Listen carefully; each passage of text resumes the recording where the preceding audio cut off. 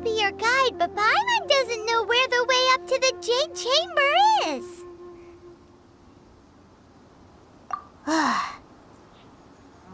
Well, since we want to go to the Jade Chamber, heading to its location on the map is the sensible thing to do. Let's look around. There has to be a way up there nearby.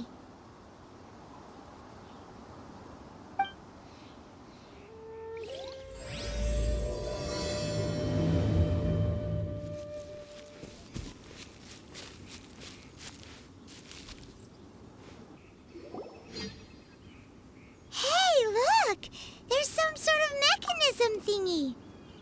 Since this is the right place, it must have something to do with the Jade Chamber.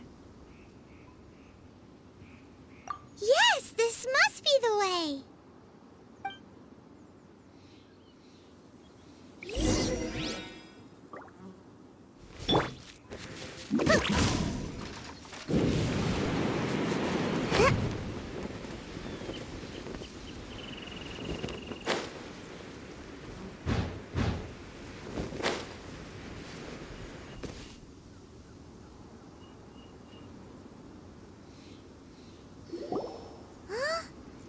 Takes us up to here. Aw, if that wind current was stronger, we'd be able to reach the top in one go. Huh? Why? Or... Oh, Paimon gets it! If it was a secret, Ganyu wouldn't have let us try to find it ourselves, right? Alright, let's follow your plan. Then we can... Oh, hang on a moment. Look down there. Looks like we've gotten close to the Guizhong ballista. Paimon has a new idea. Why don't we shoot you up to the Jade Chamber using the ballista? No. Paimon may have just forgotten to think about the safety measures.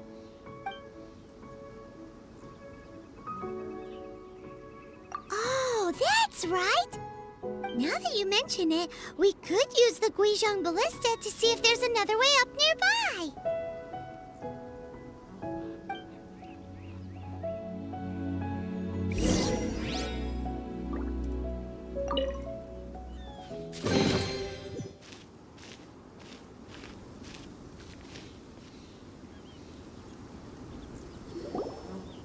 Halt!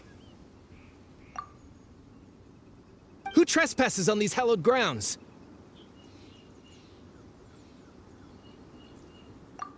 Exactly. What are you talking about? We're invited guests. What makes you think you can treat us like this? No. Wait. Maybe this was Ningguang's plan all along. She pretended to invite us to the Jade Chamber, but set up a Millilith ambush here to arrest us. Now Paimon's mad! You! Over there! This is a trick, isn't it? How shameless! What? We're just on guard duty. What do you mean, shameless? What nonsense! Seize these suspicious intruders at once! Well, here they come! Line them up and knock them down!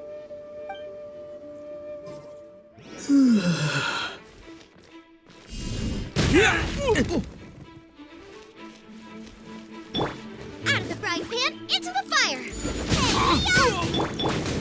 Come on out! Quick!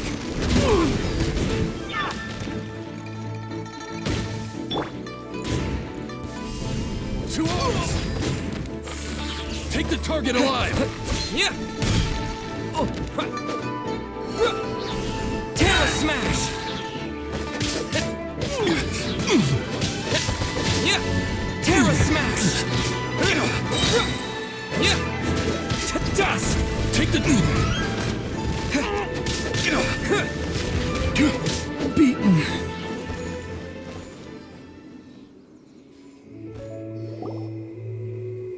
Stop! What's all this about? Lady Kuching, these two strange people suddenly appeared. They seem to have designs on the Guizhong ballista. Who are are you calling strange? You want to go to the Jade Chamber? Who are you? We're invited guests here to look for the Liyue Qixing. Who are you?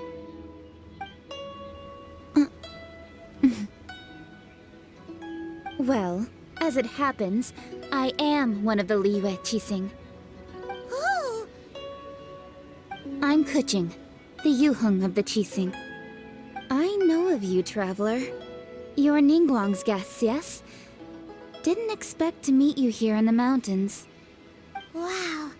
Paimon didn't think we'd meet some super rich big shot out here in the middle of nowhere either. The Guizhong ballista in Tianheng Pass has long been in disrepair, and yet it was fixed in a single night. I came here to investigate that occurrence. These Millilith are just here to guard the scene, not to arrest anyone. So this was all a misunderstanding? Paimon never would have thought. Anyway, for a mortal to be able to repair an Adepti mechanism is quite the mystery, even to the Qixing. That was...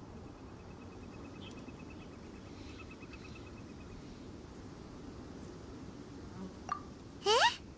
Oh, right. So, Lady Yuheng, might you have any idea why Lady Tianquan invited us to go to the Jade Chamber? Just call me Kuching. I'd say that Ningguang's purpose is to request that the savior of Mondstadt take a more neutral stance. Or at least, to not wholly side with the Adepti. We're not taking sides. We spoke with the Adepti.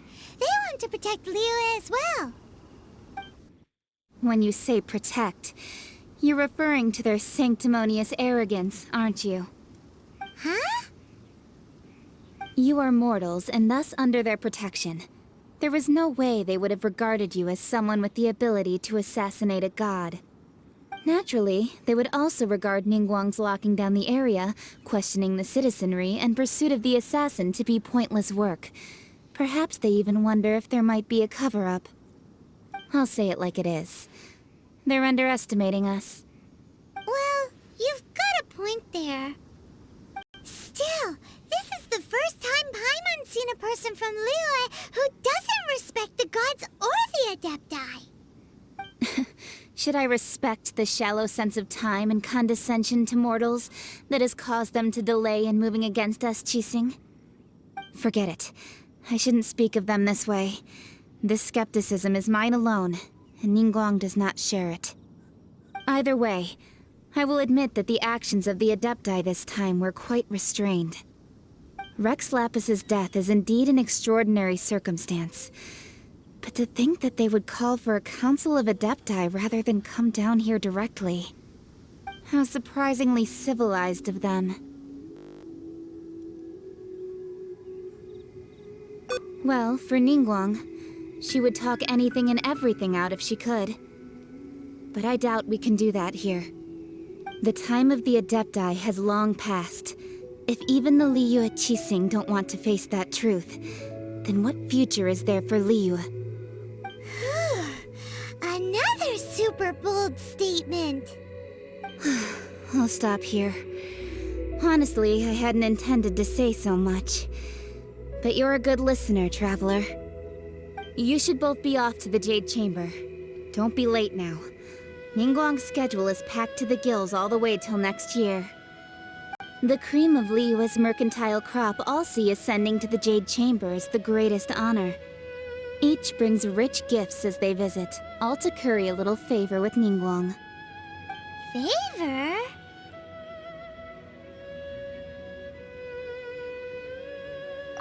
But... Wait, that's right! Greeting gifts are a staple of Liyue's culture. We need to get one. Not to curry favor or anything, just to respect Liyue's culture.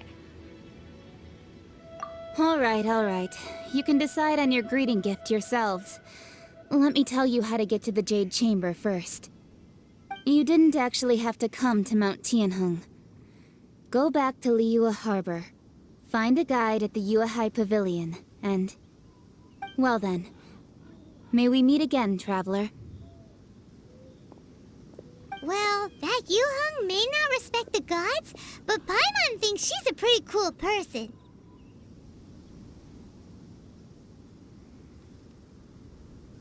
So, what should we give to Ningguang when we see her?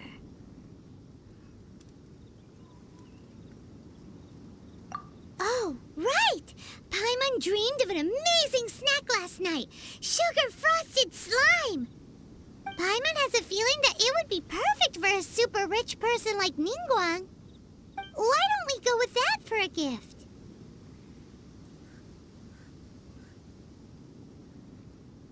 With a certain boom shakalaka, of course.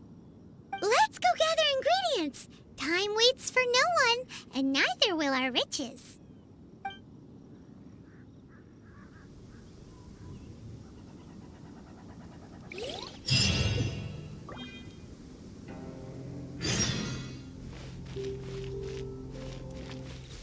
Ooh, look at that slime! It looks crystal clear and very delicious. That's the one.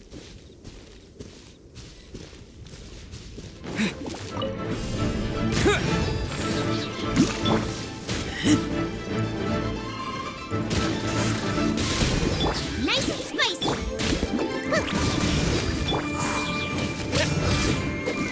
Yeah. Terra Smash!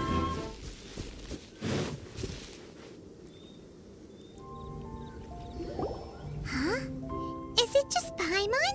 Or is there a sweet fragrance in the air? Huh? Did you hear that?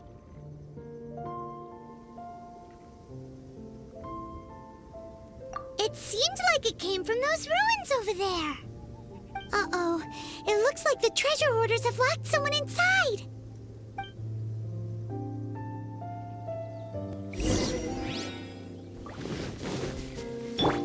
There's no end to this. Ninjutsu! Hey-ya! Quick! We're open!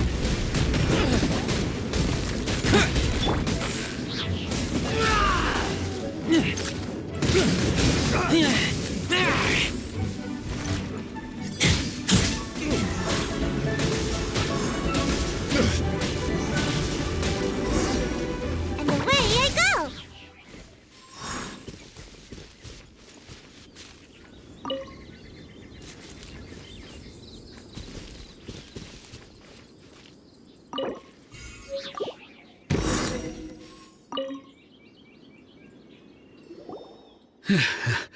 Thank you for your help, kind travelers. If you hadn't come to my aid, I surely would have rotted in this cell. Those treasure hoarders, when their mood was good, they'd rearrange those pots of sweet flowers.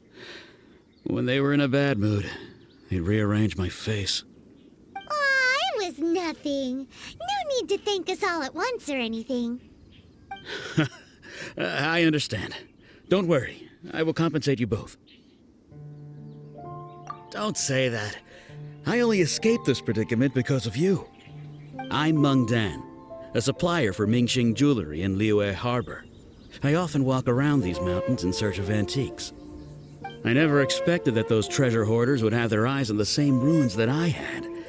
Before I knew it, they'd caught and imprisoned me. Is there anything that you lack? Antiques, treasure, various knickknacks, you name it. Well, as long as you want what I have to offer, of course. Wait a moment. Actually, we are looking for something. Oh? And what might that be? Do you have a box that can store presents? We'd like a pretty one. The kind that you can use to store snacks. Of course we do. How can one sell antiques without gift boxes? At Mingxing Jewelry, we have the best gift wrapping service in the 7 nations. Now just give me a moment and I'll let the boss know. You can go see her whenever you require that box. Great! Paimon's sugar-frosted slime now comes in a beautiful package.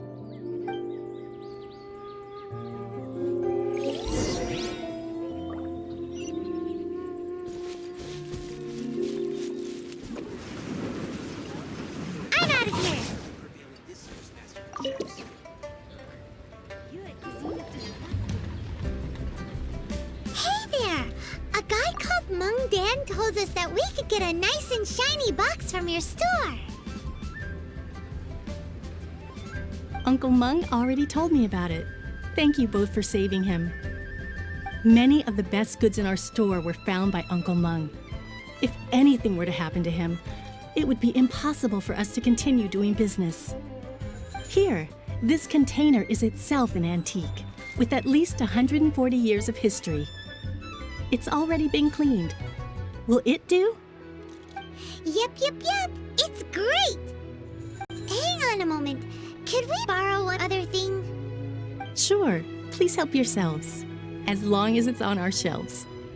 Traveler, this clay pot looks really awesome.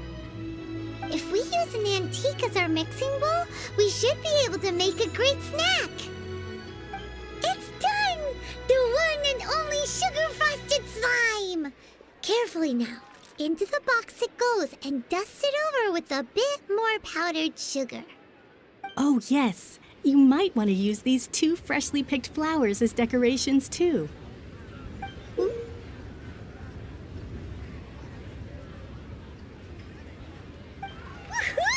It looks beautiful!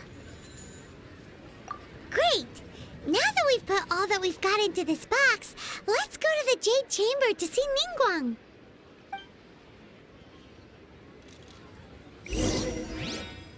Jewelry's out of stock, but we have some new items in. And away I go!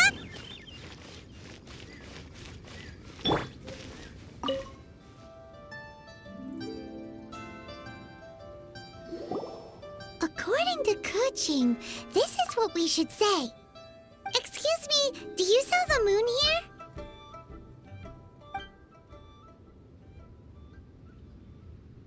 Yes. How many would you like? It's not convenient to speak of numbers here. Ah, well said. Please, use this to ascend to the chamber.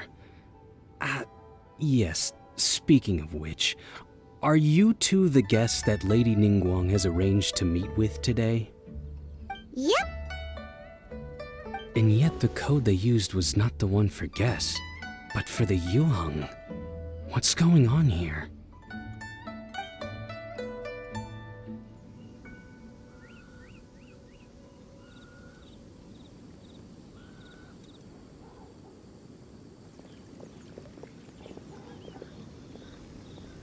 I've been waiting for you, returnee from Jueyun Karst. It's Ningguang! Since this is our first meeting, we've prepared a gift. I hope you like it. Oh, for me. You have my thanks. It seems that I have made things difficult for you, considering that you were supposed to be my guests. Oh no, it's nothing.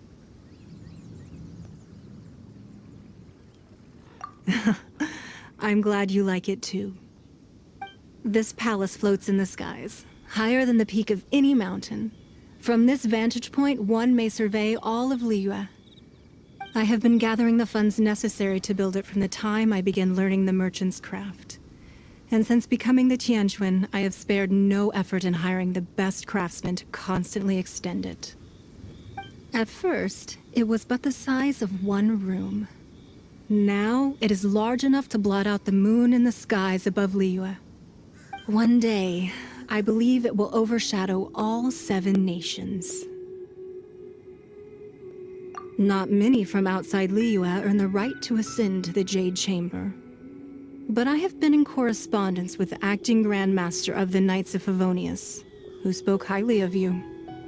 As such, I have been putting eyes and ears out ever since you reached Liyue. What? And I finally got wind of your movements when you were on the way to Wangshu Inn. Wait, was Vergoldet one of your people? Just Vergoldet? No. Everyone at Wangshu Inn is one of ours.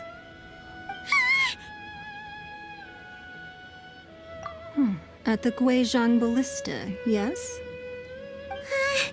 You weren't peeking on us from the skies the whole time, were you? I fear that peeking would have been a little difficult from this altitude. Our eyes and ears are more than sufficient. You two are very interesting people, after all. It would be natural to take an interest.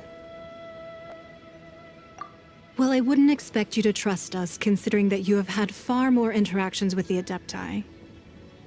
The reason I invited you here was to clear up some misunderstandings.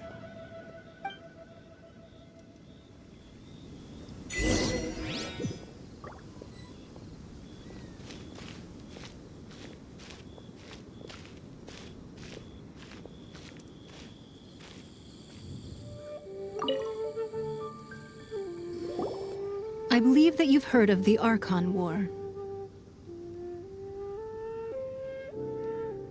Many gods used to walk this earth, and many long wars were fought between them that did not abate until 2,000 years ago. Much blood was shed, and many lives were lost. In the end, only 7 victors remained standing in Teyvat. They built cities and nations on the corpses of the vanquished, and thus began the era of the 7. You can see Goyun Stone Forest from here, I trust. It is no natural rock formation. Those are giant spears of rock hurled by Rex Lapis during the war. Beneath the spears lie those cast down by Rex Lapis in those days, gods that failed to seize the title of Archon. Not only is it true that gods may die, but so too has the membership of the 7 changed over the last 2 millennia. Rex Lapis's passing is an unimaginable disaster for Liyue, but the Order of the 7 will not collapse simply because of that. Another Lord of Geo will arise sooner or later. Yet, how are we to forget Rex Lapis? When that time comes, the relationship between the people of Liyue and the gods and Adepti will surely be different from before. Even in a new era, the Liyue Qixing remain Rex Lapis's former subjects. Do you really think us capable of having played a part in his demise? Of lacking the foresight to see the certain repercussions?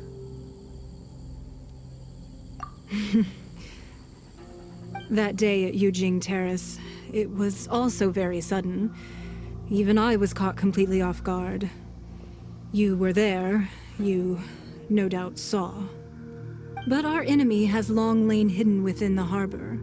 If we do not act against them now, they will surely gain the upper hand. Hiding the Exuvia was a necessary maneuver to take the initiative back, to play the spider while our foes scurry about. Who's this enemy you're talking about? What do you think, Traveler?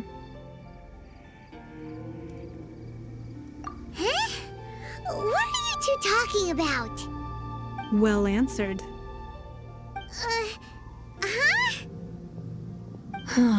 The scenery out here is fine indeed, but the wind is a little strong. Our preparations to receive guests within are complete, so please, this way.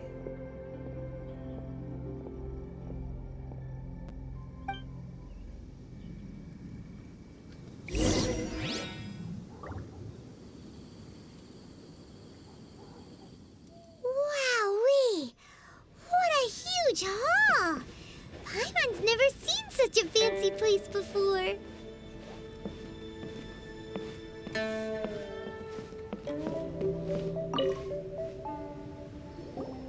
Be at ease, you two. Make yourselves at home if you wish. Can we really? I have invited you two here as friends. And when friends come over to play, our enjoyment comes first. Naturally.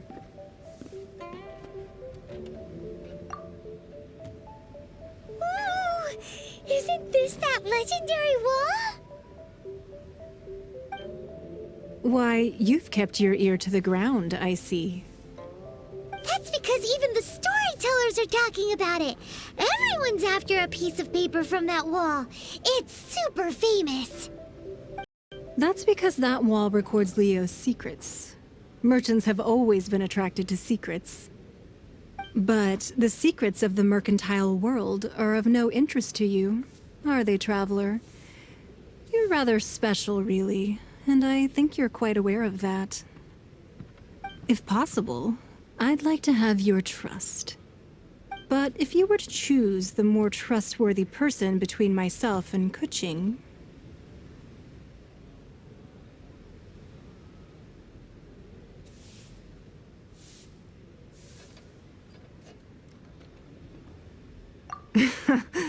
You'd pick Kuching?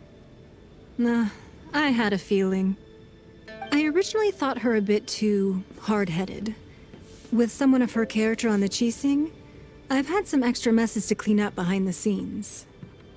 But after she said those words, the time of the Adepti has long passed. If even the Liyue Qixing don't want to face that truth, then what future is there for Liyue? Well, I must say that quite a few of my doubts have been dispelled. I won't deny that Rex Lapis's passing seems advantageous to us. But, for Liyue's sake, we cannot allow ourselves to be shackled by rumors of our usurpation of power. Indeed. It seems that you understood what I meant to say from the very beginning. I called for the gag order and for the exuvia to be hidden to temporarily stabilize the situation, and also to prevent something similar to the incident in Mondstadt. With Rex Lapis's death, the Fatui have busied themselves with many clandestine actions beyond their diplomatic remit. As the Tianquan, one responsible for Liyue, I cannot be too concerned with appearances when opposing them. Allowing the rite of parting to take place was also meant to buy some time for us to take control of Liyue's administration. It's exactly as Zhongli said. The Qixing only provided the venue for their rite so they could use us for their own ends. Wait, that's right. Speaking of ends, could I say one other thing? Of course. Paimon's heard that anyone who sends a greeting gift gets a little something in return. So, does that include us? It's all right. I like direct people. Well, we have made quite a bit of trouble for you recently. How about this? You can pick any one object here as you please, and you may take it with you. Yay! Paimon was just waiting for you to say that. Let's see, what should we get? One of the sheets on that wall. Don't look at Paimon like that. One of these sheets of paper will sell for crazy prices, even if it's only as large as Paimon's fingernail. Just imagine how much more a whole untorn sheet would sell for. Let's grab one, the biggest one.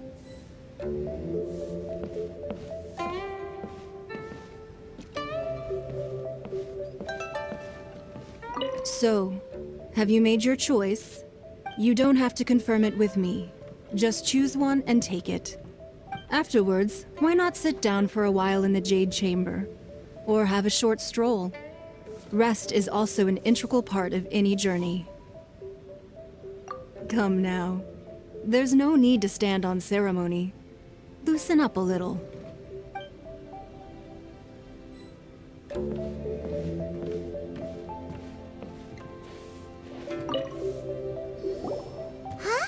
Well, that was an easy search. The biggest sheet is right up there in the most obvious spot. Let's go with that one. La la la la la. Let's see what's written on it. Huh? There's a place marked with a circle on here. Oh, could it be treasure? Whatever it is, it better make us filthy rich. Let's see what's written over here. Sigil of permission, something, something, Fatui, research, copy. Huh? Aw, that doesn't sound like treasure at all. This piece of paper shows that a Qixing spy discovered traces of classified Fatui research on the Sigil of permission. Oh, Ningguang did say that the Fatui have been up to all kinds of mischief in the shadows of Liyue, spreading rumors, wanting to get their hands on the Archon's body and whatnot. But research on the Sigil of permission? Paimon wonders what they're up to. Speaking of which, there's also some connection between you and the Sigil of Permission. Seems there's still more for us to find out. Oh, you really think so? Well, should we not go then? Oh, so you're saying that it's precisely because we can't completely trust Ningguang that we should confirm the truth of what she says for ourselves. That's way out of Paimon's league. Paimon thinks she's been nothing but good to us. Anyway, we'll see if you're onto something. Before we look for Zhongli at Dihua Marsh, let's go to the place marked out on these papers and see if the Fatui really are up to no good there.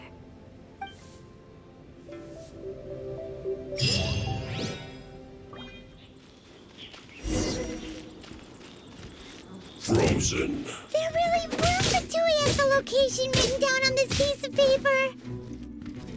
And they look really mad at us too.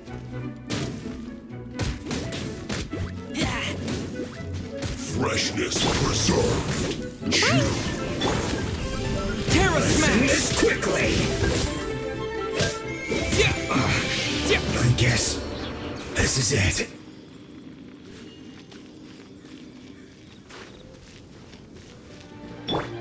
Gotta dash.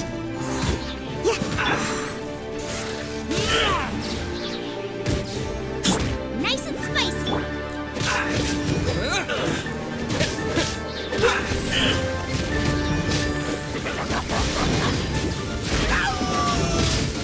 My work. Finished.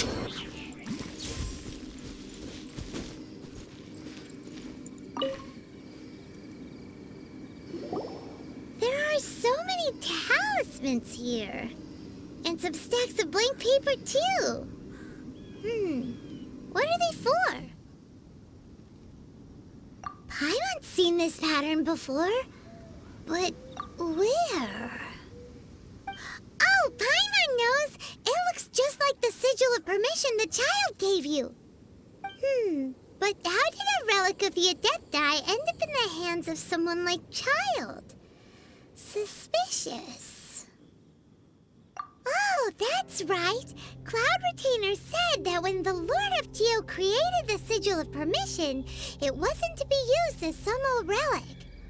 Talismans like that were once used in the Archon War to channel divine powers. Maybe the Fatui are copying the Sigil of Permission in hopes of achieving a similar effect. Being able to channel divine power in battle? Whew, that sounds pretty dangerous. And the plot thickens. We'll need to keep an eye on Childe, that's for sure. Alright, that's enough sticking around here. We gotta go meet up with Zhongli soon. The last stop on our rite of parting preparations tour is Dihua Marsh. Let's go! Paimon hates being late.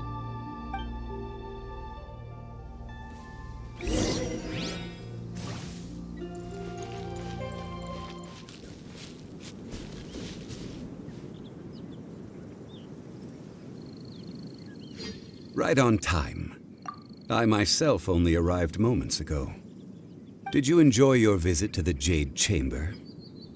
It was so big and pretty and expensive. Paimon's never seen such a fancy-schmancy place before. Indeed. It's second to none in all of Liyue. Then you met with Ningguang, I trust? What did you talk about with her? She's super rich and so generous. Paimon thinks she's very friendly.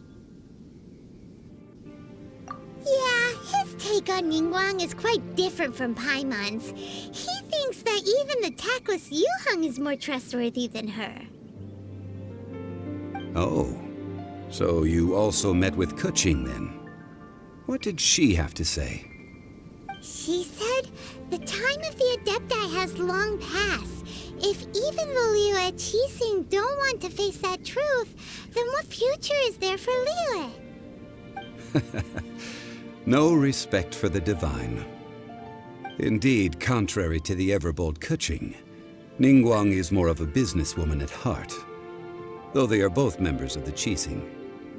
Although she's friendly, there's no way of clearly discerning her true intentions.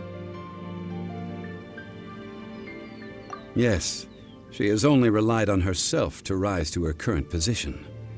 No ordinary person could ever achieve that. It's said that she's the one behind the constant expansion of the Jade Chamber. It's the second most important thing to her. Even if she ever gave up the position of Tianquan, she would never give up the Jade Chamber. The Jade Chamber is only second. What's the most important thing to her, then?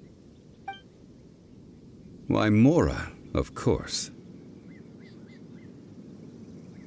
All Ningguang talked about was the Fatui this and the Fatui that.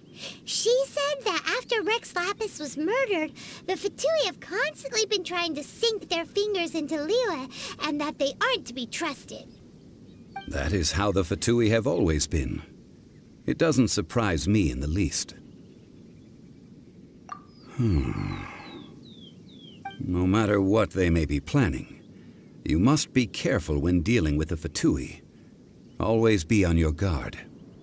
So, is there anything we need to get for the rite of parting in Dihua Marsh? Yes, as a matter of fact, there is.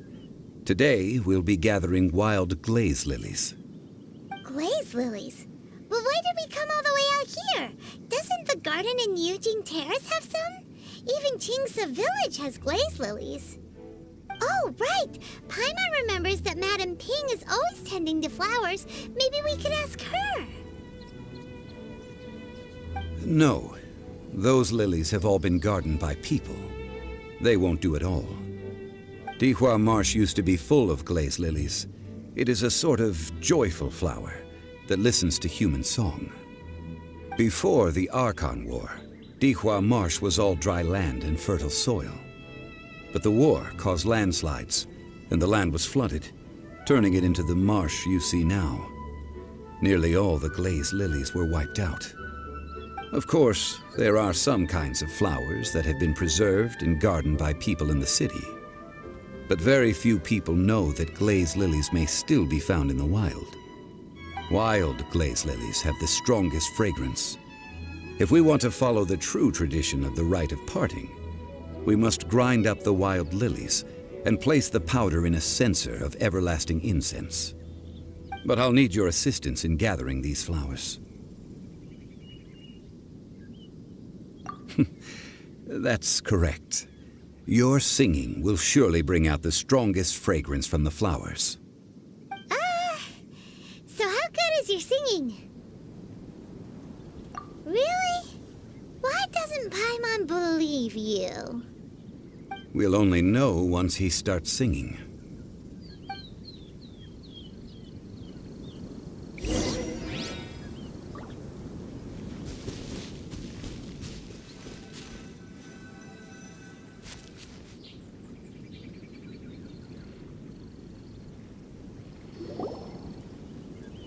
It's time to sing, whenever you're ready.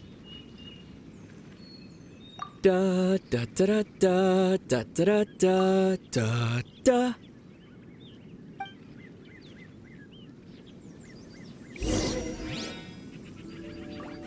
What happened?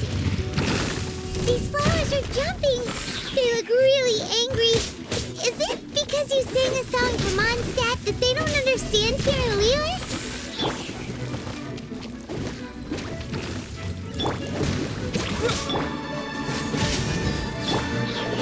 Terra Smash!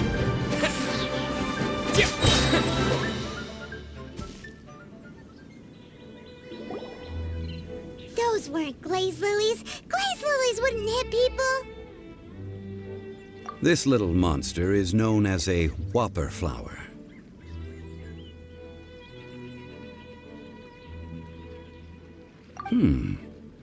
Strange. These petals look interesting. The glaze lilies used as a disguise were buried with the whopper flower for too long. The result seems to have surprisingly potent medicinal value. Let's collect what we can of these petals. nice and all, but will those petals be useful for the rite of parting? Unfortunately, no. That's so lame. Excuse me. Are you searching for glaze lilies? Oh, hey! It's... What's-her-face? Paimon can't remember. Hello, Traveler. I'm surprised you still remember my name. Ah, that reminds me. How was your visit to the Jade Chamber? Well, it sure would have been better if you told us how to get up there. Didn't I tell you the way? Surely I did. Nope, we found the way on our own. Oh, I see. Uh-oh. I guess I really did forget to tell them. Huh. Something seems a little off about Ganyu. She's acting different from the first time we met. Where's her serious attitude now? Ah, well, I met you at that time as an emissary of the Tianquan. But now, I am simply out on a stroll to see the flowers. You came all the way out here to see the flowers? Why not just enjoy the gardens of the city? Yujing Terrace is where Rex Lapis parted from this world. If I strolled through those lonely gardens now, I wouldn't be able to bear it. Whenever my duties take me near Yujing Terrace these days, I draw the windows to block my view of the gardens. Oh, sorry. We shouldn't have brought it up.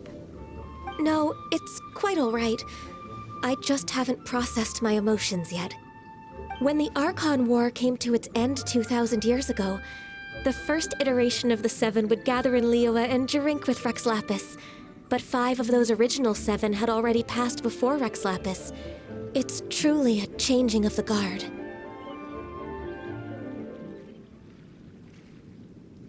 Yes.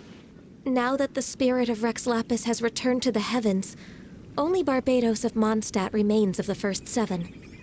The other 5, including Inazuma's Raiden Shogun, are no longer the same friends from 2,000 years ago. Of the current 7 Archons, the youngest is Sumeru's god of Dendro. She is merely 500 years old, whereas Rex Lapis was more than 6,000 years old at the time of his passing. This means that Liyue had been under Rex Lapis's rule from the moment it was first founded 3,700 years ago. The city has never had to bid farewell to its deity. So what do you think of this farewell? Huh? This is a little sudden. As a mortal, I've never dared to imagine a Liyue without Rex Lapis. But as an Adeptus, I think I will eventually come to grips with reality. Since Rex Lapis has passed, the time of Liyue's contract with the gods and Adepti has now reached its end. Huh? Did you just say, as an Adeptus? Yes, I am a mix of human and Chilean. Adeptus blood flows through my veins. I fought for Rex Lapis and the city of Liyue during the Archon War. After the war ended, I signed a contract with Rex Lapis and took the position as secretary for the Qixing. I've continued those duties to this very day.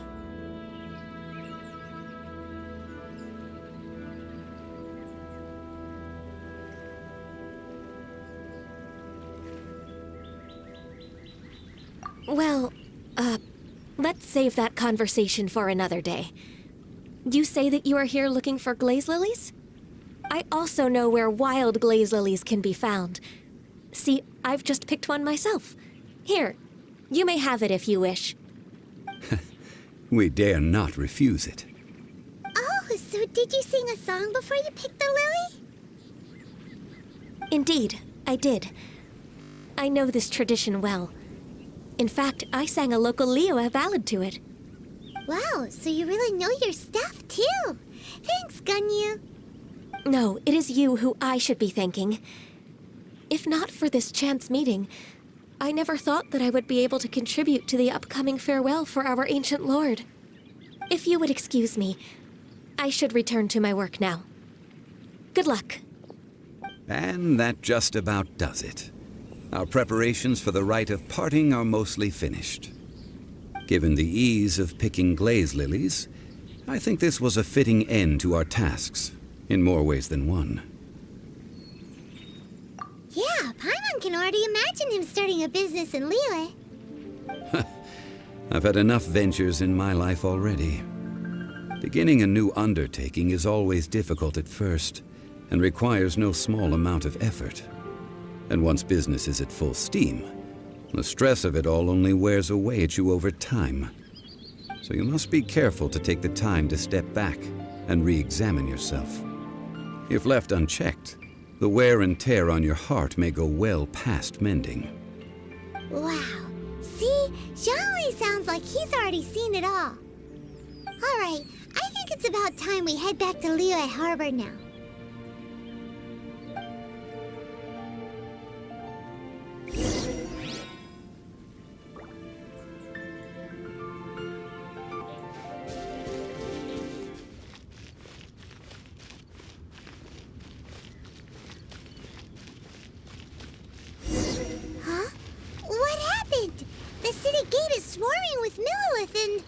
The Fatui?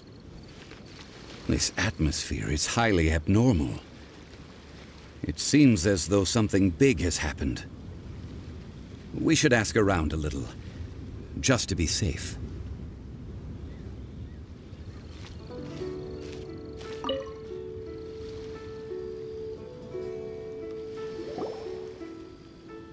Ah, you're the consultant to Wangsheng Funeral Parlor. Mr. Zhongli, I presume. The Millilith are watching our every move now. These are desperate times. We mustn't act rashly.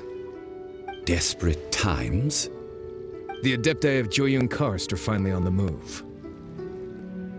Do they intend to exercise force? Most likely. I've heard that some members of the Qixing have already gone to meet them.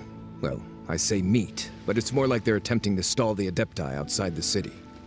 However, both sides were quite obstinate and hit an impasse. It seems inevitable, given the current situation. The Adepti do not acknowledge the Qixing. They only acknowledge the contracts of the Geo-Archon. If the two sides come to blows, Liyue Harbor will be in no position to stop them. Surely the Liyue Qixing are not the sort to give in so easily. Their boneheadedness is known throughout the lands. Yet it's because of that obstinacy that mortals and Adepti are now on the verge of conflict. And what now? How is it that the Fatui have come under fire? That's all Ningguang's doing. She proclaimed that in these tumultuous times, the Millilith must rein in the actions of the Fatui. Only now do they want to start keeping tabs on us? That's the Qixing for you. Anyway, Mr. Zhongli, you're one of Childe's close associates. Please understand that your actions will reflect on us. Don't let anyone catch you off guard. It looks like things are about to boil over in Liyue Harbor. Do you intend to use your neutral identity as an intermediary between both sides? Or will you use your sword to turn the balance? Neither path is an easy one. Oh, by the way, Mr. Zhongli, we've heard that the Wangsheng Funeral Parlor has also been caught up in all of this. They're currently squaring off with the authorities at the gates. Things are taking a turn for the worse. I'm afraid I must leave now to handle things back at Wangsheng Funeral Parlor. I hope that Master Hu has been able to keep things under control for the moment. Consider your next course of action carefully, Traveler. If you're trying to prevent an explosion, it may be wisest to look for the fuse first.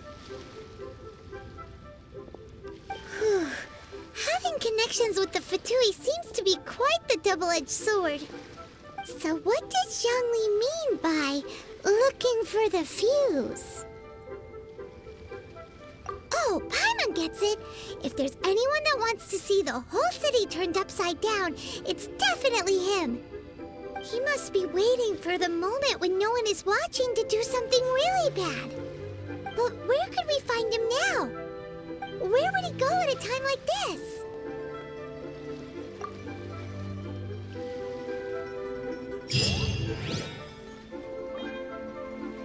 The Liyue Qixing. To think that they'd go for us Fatui the first chance they got. Once the Adepti send the Qixing packing, we'll just set up foreign relations with them instead.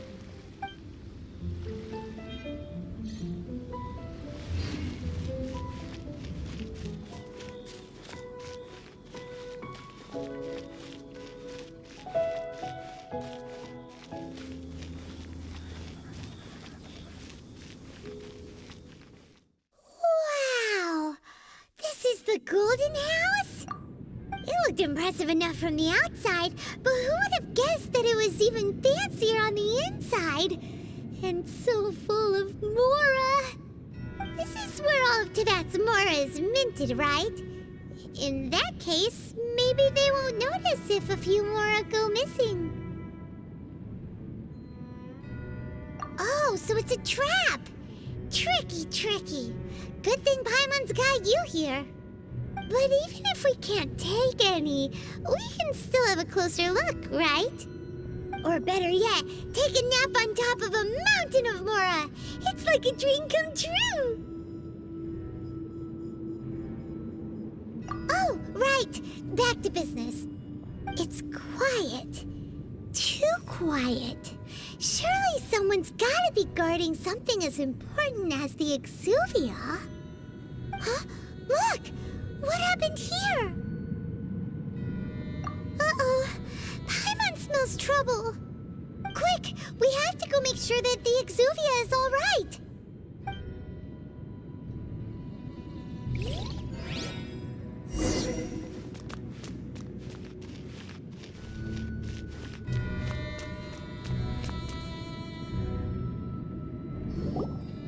You've already fulfilled your task as guides, so why do you still linger here? Haven't you already seen enough trouble for today? Huh? Who's there? If you were Fatui, I imagine that you would be entitled to a generous reward from the Tsaritsa herself. But now, you're nothing but dross, and you're in my way. Although I'm deeply grateful to you that I was able to effortlessly find this secret location, don't you think that trying to stop me now would just be wasted effort? Stopping the Mora mints, hiding away the Exuvia. The Qixing are really pulling out all the stops this time. So you've been planning to take the Gnosis from inside the Exuvia all along? As one of the 11 Fatui Harbingers, it's my duty to see the will of the Tsaritsa fulfilled. She will get that which she desires. I'm not asking for your blessing, and there's nothing you can do to stop me anyway. The time for discussion and diplomacy has already passed. I mean, if it were up to me, I would have skipped that stage to begin with. But I'm willing to do as the Tsaritsa deems fit. Either way, we now come to my favorite part. A simple pleasure, and one that I am oh so delighted to be sharing with you. The battle. Battle? So you're the type that goes looking for trouble, huh? You could say that. When Signora offended the deities outside the cathedral in Mondstadt, she swiftly left the scene once her mission was accomplished. Instead of confronting you directly, she chose to rely on the snow and ice to make her escape. She wouldn't want the knights to come running towards the sound of battle now, would she? When she faces a worthy opponent, she will prioritize her mission, weigh the outcomes, and consider the consequences of her actions. But as for me, the greatest pleasure of being a Harbinger lies in crossing blades with strong opponents. We won't let what happened in Mondstadt ever happen again! Oh, so you intend to fight me? Good. I won't kill you, Traveler. I'll just play along, to feel the thrill of battle. Besides, you could never defeat me, not even in your wildest dreams. But hey, try to relish the fight anyway, because if you ask me, without that, what else is there?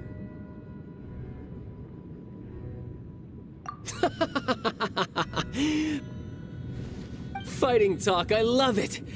Now let's see you live up to it.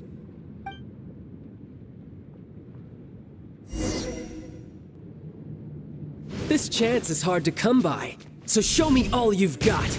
So very few ever get the chance to square off with the Fatui Harbinger.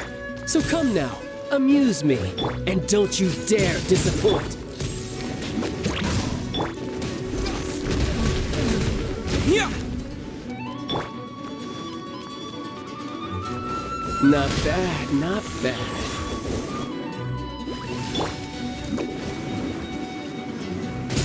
Poor timing.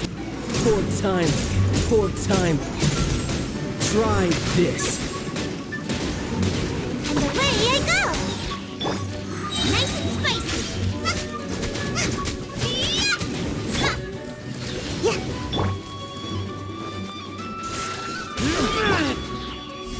Terra Smash!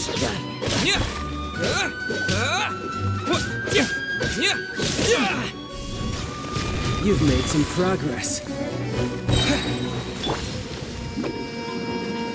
Passable effort. Passable effort. And away I go! Clear shot.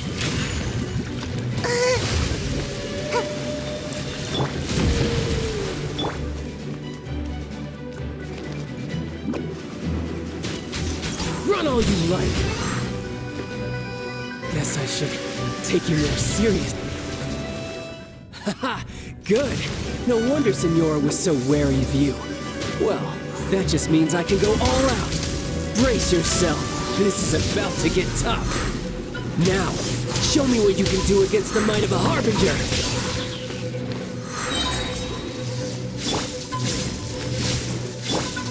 Ninjutsu! All you do is run.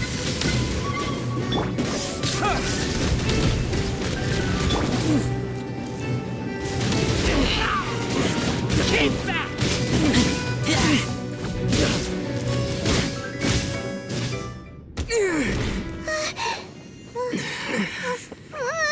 Not bad. Your swordsmanship is quite impressive. But that's about as far as you'll get.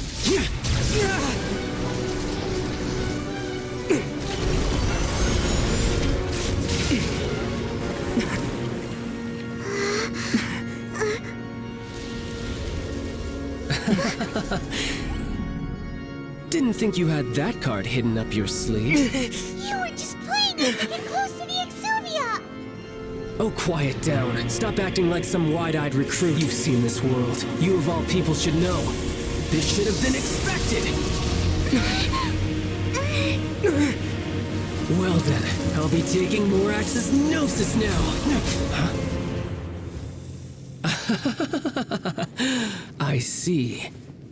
Well, this is most unexpected. You beat me to it, didn't you?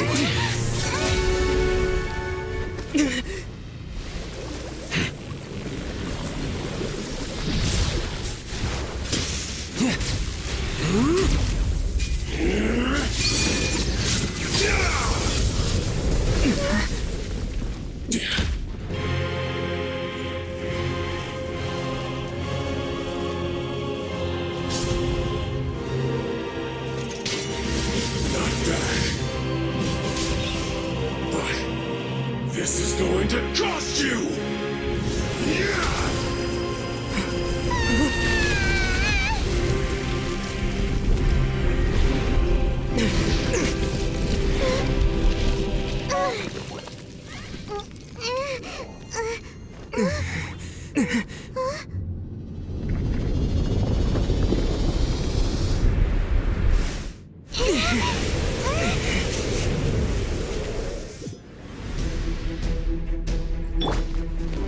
You got to the Gnosis ahead of me, didn't you? Did you simply move faster?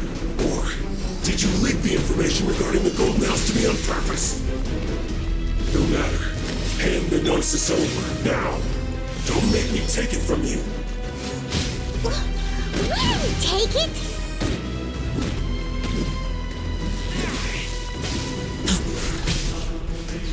Boba, get them!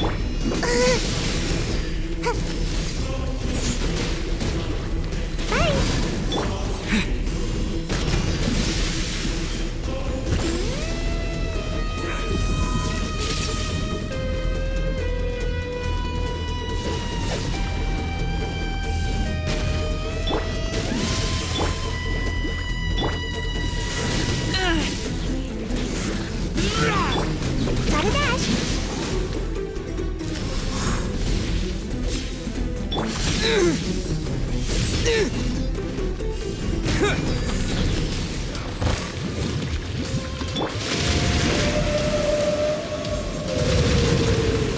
away I go! Nice and spicy! Terra Smash! Quake!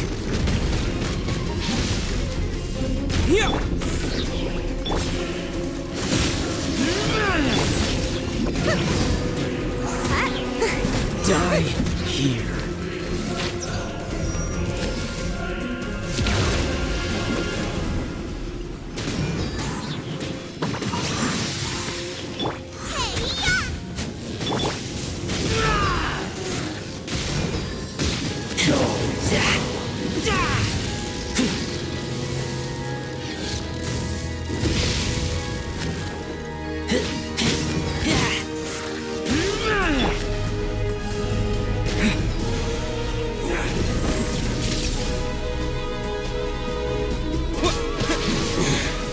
You're a cut above.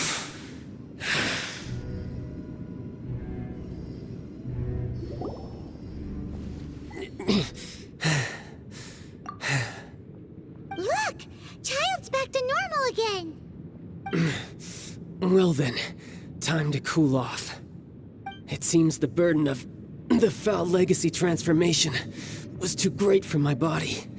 I lacked the opportunity to think this through. And now that I consider the matter more carefully, you never had any chance of beating me to the Gnosis. You had no connection to the Gnosis, no matter where it had been taken. That's what we've been trying to tell you! We didn't take it! Your show of ability today far surpasses that of Signora's initial assessment of you in Mondstadt. Tell me, how could that be? You already know the answer, don't you? I can see it in your eyes. But if that is a secret you wish to keep, I guess I'll just have to curb my curiosity. This battle has already left me satisfied. Anyone who strives as I do to grow stronger shall be called a friend, even if our friendship can only be shown in battle against one another. Pretty sure that's not the normal way to make friends. Unfortunately, I must bring this amiable conversation to an end. My quest still beckons. Given that the Gnosis wasn't taken by anyone, then we must look once again to the beginning. Perhaps it was never in the Exuvia to begin with. In fact, it might be that the Exuvia was just a diversion of sorts. What? So you mean that... Yes, it appears so. Interesting to say the least. It seems that the guardian deity of the capital of commerce is also well versed in little maneuvers beyond the boundaries of contracts. As such, we must now look to our backup plan. Backup plan? I had hoped it would never come to this, for the weak will be swept away in the process. The truth is, the world belongs to those who pursue strength. I seldom willingly involve myself with the weak. Unfortunately, we cannot be picky about our methods as Fatui harbingers. Children must all learn to eat their vegetables sometime. So what are you planning to do? I will awaken the god that lies dormant beneath Guyon's stone forest. A god? Osile, overlord of the vortex, who was defeated by Morax, the Geo-Archon in the Archon War, and who has remained pinned beneath the waves by the Geo-Archon's stone spears ever since. If such an ancient god were to be unleashed upon Liyue Harbor, defenseless without the protection of its deity, do you think the cunning Rex Lapis would just stand aloof and watch the ensuing destruction? But the Archon War ended 2,000 years ago. How could an ancient god appear in a world now overseen by the Seven? Simple. I've already prepared the means to awaken it. Hey, those are sigils of permission! Oh, Paimon remembers now.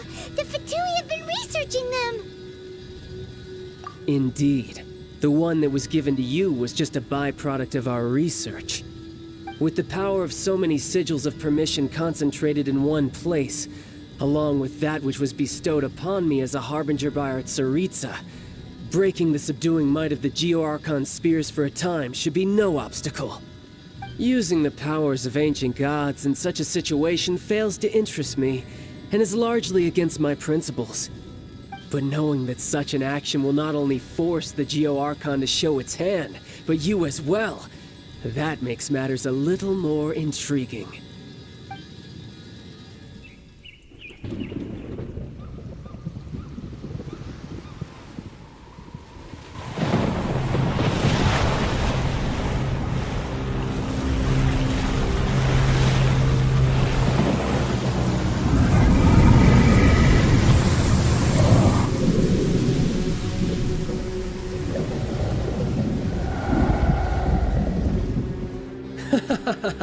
Let's see. Will the nation that has lost its deity be swallowed up by an ancient malice once more? If you wish to drown together with the people of Liyue, you're free to stay and enjoy the show. Huh? He's already gone! That guy is fast! What's going on?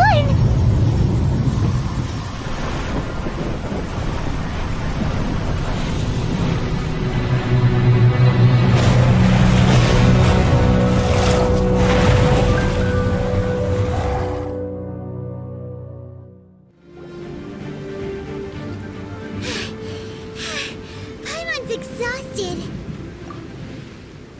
If we hadn't happened to see the Jade Chamber flying over just as we came out of the Golden House, we really wouldn't have known which way to go. Do we make it in time? Is the Overlord of the Vortex still in the sea? It hasn't destroyed Liyue yet, has it? What are you doing here? Huh? Hold on. It's the Adepti! What are you doing on the Jade Chamber? Paimon thought you were arguing with the Qixing. Is the fighting over? Faced with a calamity of such magnitude, we have agreed to put our differences aside for now and unite against this common enemy. Oh, Paimon gets it. So how do you plan to defend Liyue? Just seeing this Overlord of the Vortex guy puts a pit in Paimon's tummy, even from all the way out here. It's not just you. We've got new Millilith recruits who can't even stand at attention without shaking. The force of an ancient god's presence seems to be too much for ordinary people to handle. Which is why we must stop that monster before it gets any closer to Liyue Harbor. So the Archon War was fought 2,000 years ago against enemies like that thing? Now that's scary. So will the power of the Qixing, Millilith, and Adepti gathered here be enough to stop that god? We've already discussed this together, and our conclusion is... not necessarily. What? But all of you are supposed to be the guardians of Liyue. Can't you think of something? One certainly could. Huh? The Qixing did once research the matter of the Guizhong ballista when it piqued their fancy. And as fate would have it, one who did craft the Guizhong ballista with one's own hands is here. For what could you mortals ever learn of Adepti mechanisms? Yet, it would take one, but a little tinkering to turn this ballista into an engine of war beyond your wildest thoughts. I suppose this is one blessing from the Adepti that we should be thankful for. So be it.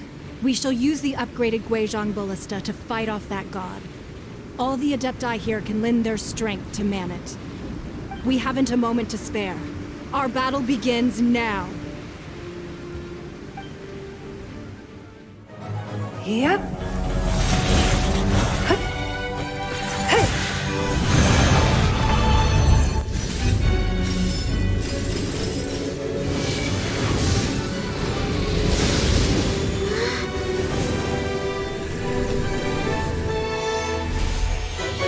Yep.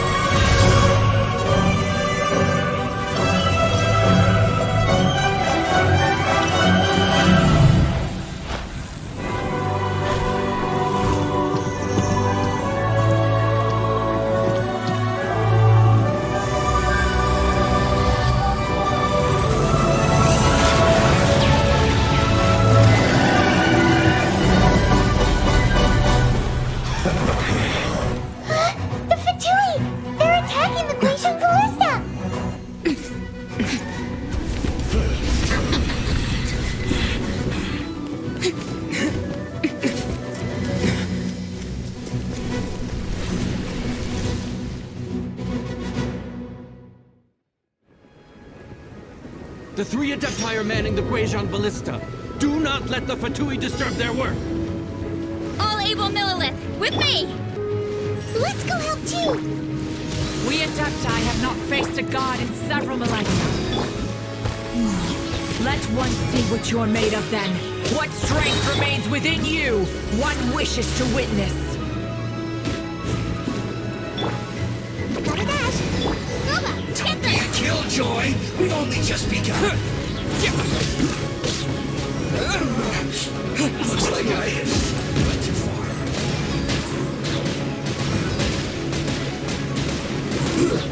Shouldn't get careless. Let's move. Have a go with this! Cook this. Let's move.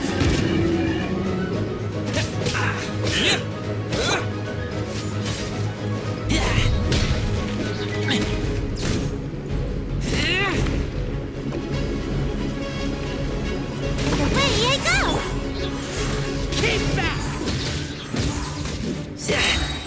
I miscalculated. That is Osial's divine power. I am very familiar with it. Be careful not to get hit.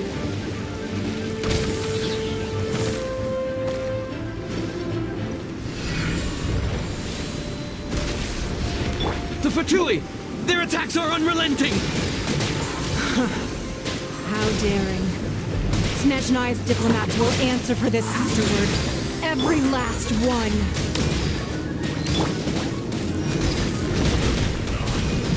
This quickly!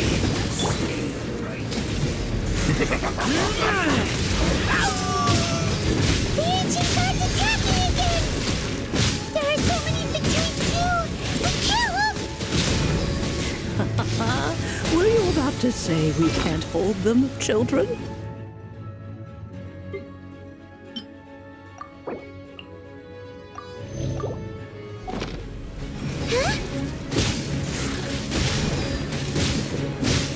Don't lose heart. Here, take this.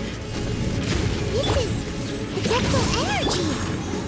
That light from your body, it's like the time in Julian's cars! Wow, it's Madame Ping's shockwave! This granny's really strong!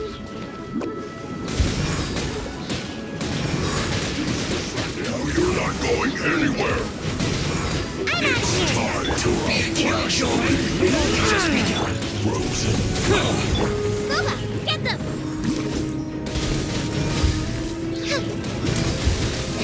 Don't hit me! Looks like I went too far. It isn't time.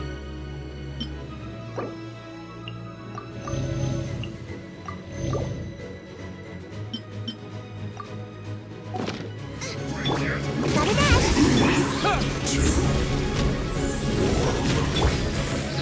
With the blood of the Chilean, I guard you against evil! Cast your fear of injury by the wayside, and fight with all your might!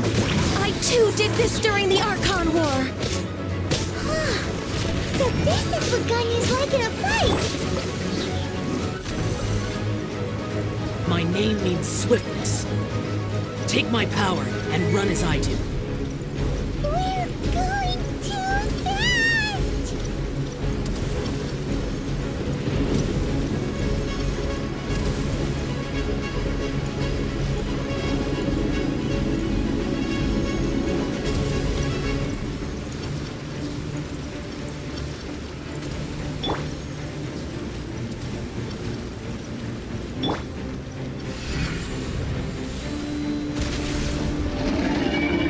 Child, you are strong in body and spirit.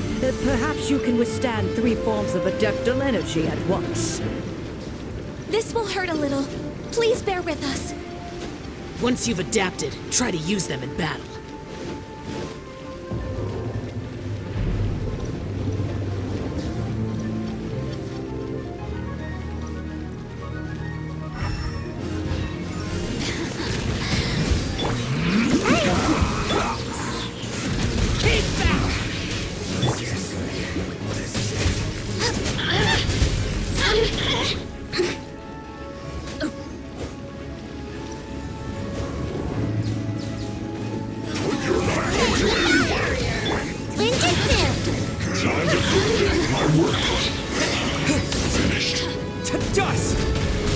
Exercise caution! I fear that the god's power has reached its peak! In other words, if we hold here, there's nothing worse to come, right?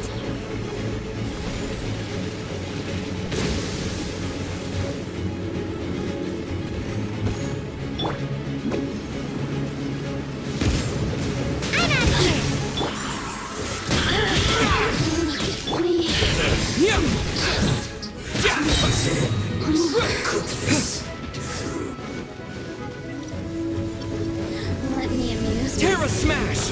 Quick! Don't be a Childe! We've only just begun. Keep back! This isn't good. Looks like I went too far. The more, the merrier.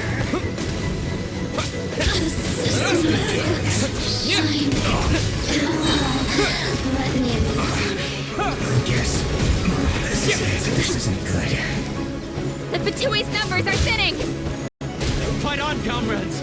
Once we finish this lot off, the Adepti will be able to deal with the god in peace.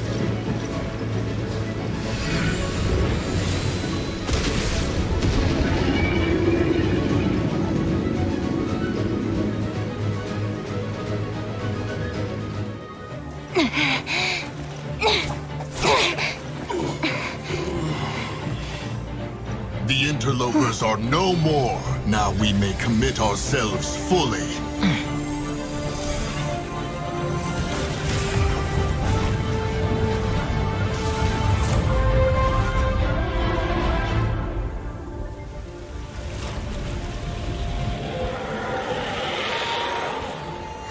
It's working! We just need to keep this up!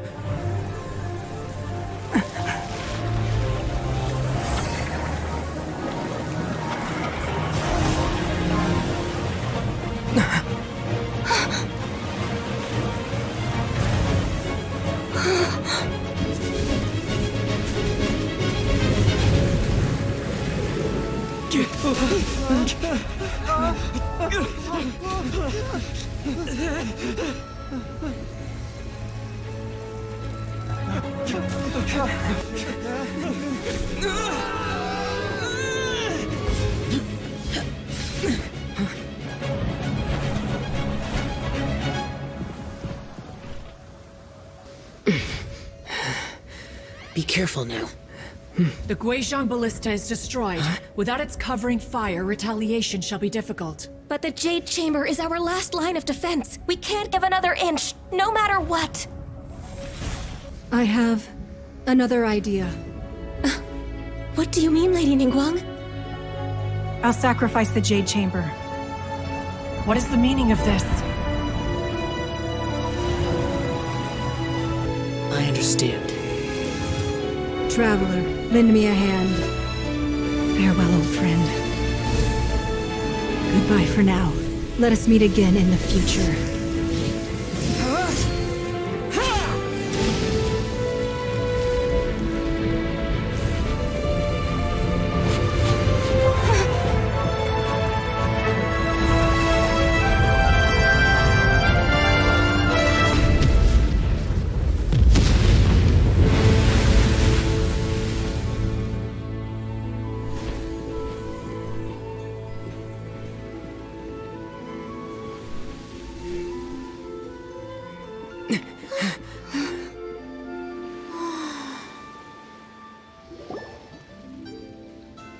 Is it finally over? The ominous aura of that monster has indeed begun to fade. The effects of the Sigil of Permission last but a short time. It will be some time before the Overlord of the Vortex can make any waves again. We are indebted to you for your assistance. If the Adepti hadn't happened to be here, the future of Liyue Harbor would surely have been in great jeopardy. Save your flattery. We didn't just happen to be here. Surely you won't pretend to have forgotten the reason for which we came. Come now. There's no need for such harsh words, Cloud Retainer. I've heard that when Ningguang began learning to do business, she had already started setting aside part of her then limited income in preparation for building the Jade Chamber. At first, it was only the size of a small room, but with continued expansion, it has become the palace that lies before you now. It is a testament to Ningguang's entire life, both as a businesswoman and as the backbone of the Liyue Qixing. Seeing the Jade Chamber destroyed in the defense of Liyue means much to her. To me, such cooperation and sacrifice deserves at least some recognition, don't you agree? Well, I was really hoping you would say that such sacrifice could at least be used as some leverage in our negotiations. Thank you all for hearing me out. We know very well why the Adepti came here today. But please forgive us. We cannot yield to your wishes. Oh? 3,700 years. According to our records, the Adepti signed a contract with Rex Lapis to protect Liyue 3,700 years ago. Even to this very day, Liyue and its lands have stood the test of time, immovable as stone, just as it was thousands of years before. This is truly no small feat. But that does not mean that the Liyue of today is the same city as it was all those years ago. Do not merely cast your protective gaze upon the land. Instead, focus your sights on our city and each of the citizens that dwell within it. Are you questioning our means of protecting Liyue? I mean no offense. I simply hope that our Adepti forebears would see Liyue in a new light. Forebearers, you say? One doubts you would be fit to be part of such a lineage. This morning, Rex Lapis appeared to me in a dream. What? In the dream, I yearned to tell him that we Qixing, though mortal, are equally bound to the contract. Each passing generation of the Qixing leaves many things of value to be inherited by the next generation. I also thought to tell him how the past generations of Qixing had strove under his rule to survive in our mortal world, establishing a network of contracts which has since come to be known as trade. But I dared not speak. I could only gaze at him in silence until the moment I awoke. Oh, Ningguang.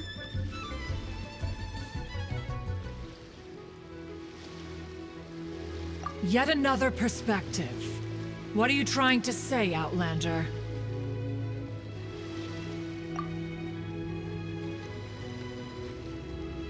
Right! That's something that happened in Mondstadt. It's a story about the Four Winds and the people of the Animal Archon. The Animal Archon sought to quell the strife between the two sides, because he believed that such conflict would only scar the hearts of both, and that nothing good would come of it. Each of the 7 nations has its own scars from the past. Though your point is the very height of simplicity. As Adepti, we've become a laughingstock, to be chastised thus by an outlander who has lent us such succor. All right, all right. Didn't Ningguang suggest that we should focus on the city and each of its citizens?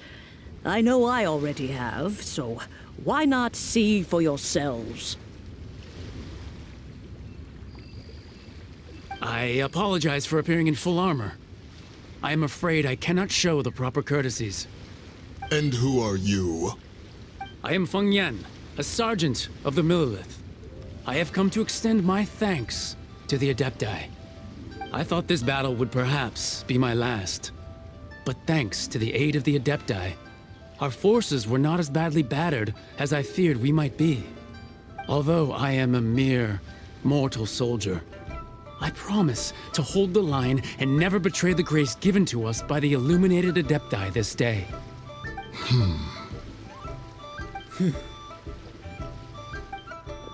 Huh? Why does everyone look so down? Didn't we just beat that big monster? Weren't you frightened, dear?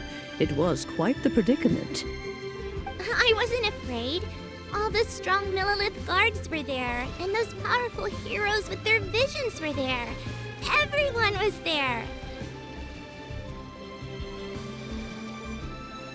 danger is near, everyone always protects me.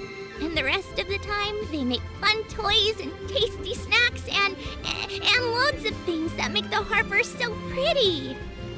Thanks for protecting Liyue Harbor. Please come visit us for the next lantern rite. Unfortunately, we wouldn't be able to participate. Huh? Because we are Adepti. Oh, okay. It must be hard being an Adeptus. Aww. You see, this is what Liyue is like today. The country of contracts is grateful to the Adepti for their protection. But it is no longer necessary for the city to rely on the Adepti's power to solve every little niggling matter. Although their blood is weak, there is still strength to be found in those we call mortals. The time of contracts between gods and Liyue has long since passed. Now is the time of contracts between Liyue and its people. Seeing the port around us now, it is hard not to feel a bit out of place. Wouldn't you say so, Cloud Retainer? Your line of inquiry is askew. One did not spearhead this expedition to Liyue Harbor. Seems like the Adepti have had a change of heart.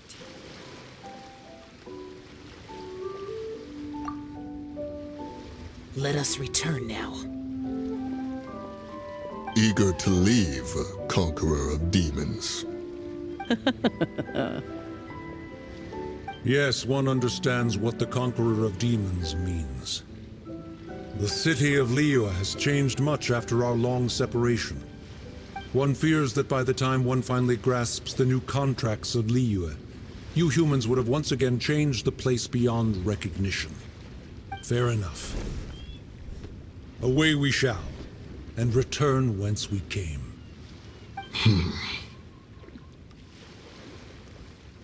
Since we Adepti have consensus, then one shall persist no further. But how will we ensure that the Liyue Chising will not simply exploit their power once we depart? In my view, that is still a thing to be guarded against. All right, Mooncarver, you needn't worry. It seems to me that this right of supervision is best left to the people of Liyue.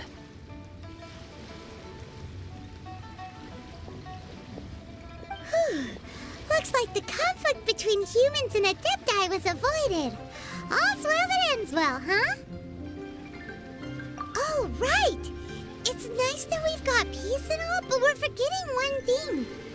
Childe wanted to unleash the god so he could lure Rex Lapis out.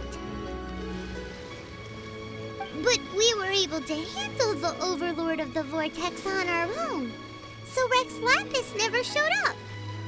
Oh, and speaking of that, don't we still need to get to the bottom of that Archon's death, too?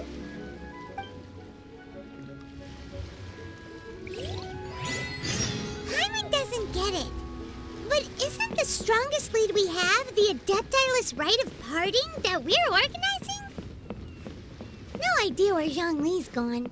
Let's ask for him at Wangshen Funeral Parlor.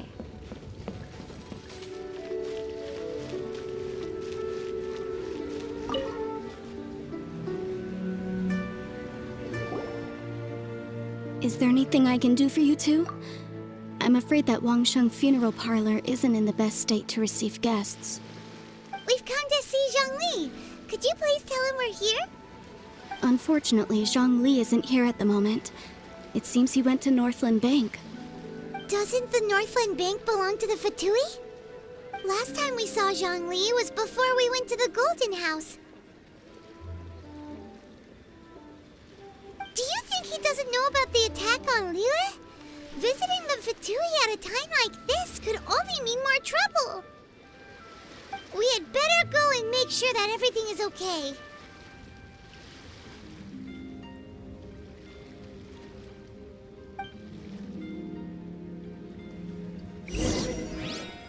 Come to think of it, I wonder what business Mr. Zhongli has at the Northland Bank. He didn't tell me either.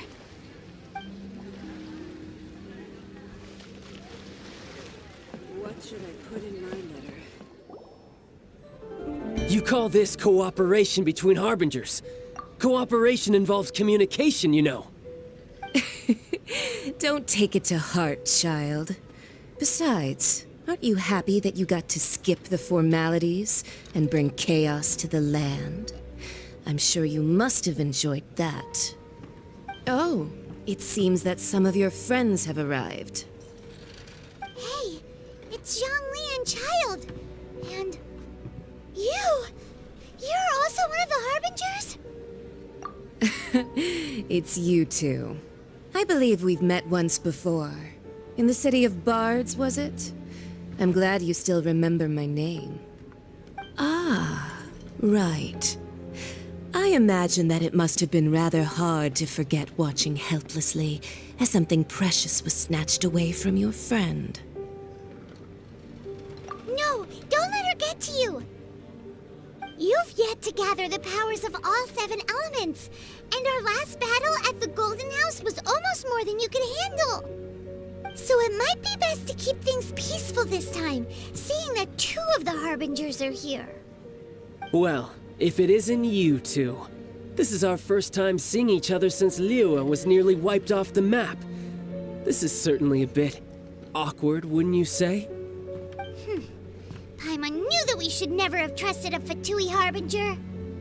Oh, now don't say that. Sure, I may have misled you, but I never had anything against you personally. Besides, I thought we were getting along quite well together, didn't you? Except for that little tussle we had at the end. Nothing personal. We just have different views, that's all. Of course, you may very well hold this against me, but that's up to you. The real deceivers here are Senora and Zhongli. Curse them for leading me on.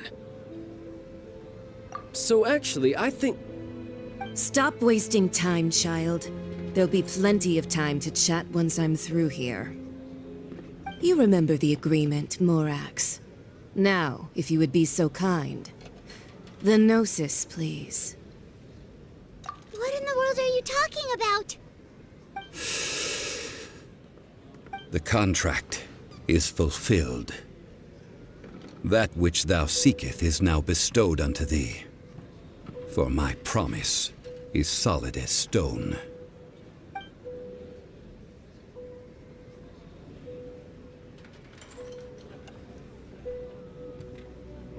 How sanctimonious. What?